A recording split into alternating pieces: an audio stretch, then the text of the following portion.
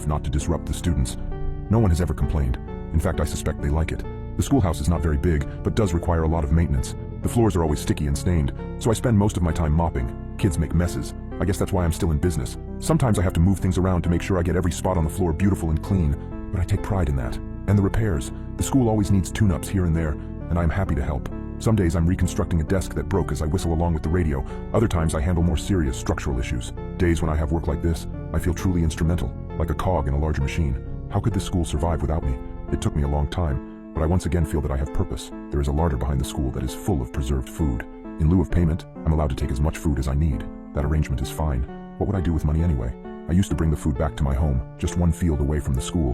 But when I started sleeping in the basement, no one seemed to notice. This school is special to me, and I cannot leave it unguarded.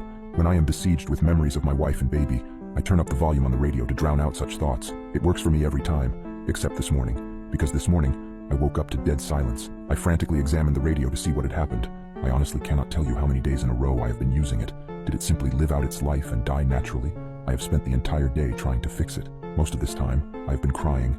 I'm losing my mind without it. I have given myself until sundown. If I cannot fix it by then, I'm going to take my life. I am writing this because the sunlight is starting to die, and I know what my fate shall be.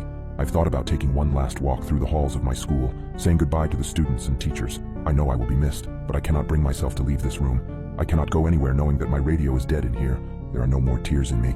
It feels like I can't catch my breath. I vomited what little food I had in my stomach, and I am growing dizzy again, like I did after Nadia died. I am not long for this world. But before I take my life, I have closed the door to this room and stuck a chair beneath the handle. It is the only room in the basement and has a small casement that lets in just enough light for me to see what I am doing. If anyone is kind enough to come looking for me, they should not be met with this gruesome sight. Perhaps they will see the door is blocked, smell my rotting body, and simply forget I ever existed. But I have placed both my radio and this note outside the door. Kind sir, if you are reading this, I have one humble request. Please fix it. Save my radio. It did not deserve to die in its sleep, and I'm ashamed that I cannot revive it. Now I am ready to join Nadia and little Ludmilla in heaven. I hope this school can find another janitor who loves and cares for it the way I do. The hour is now. Do not forget my radio. Stanislav. When Mom zoomed back out, Olivia had tears in her eyes. Thank you for sharing, Uncle Stephen, Mom said, her voice choked.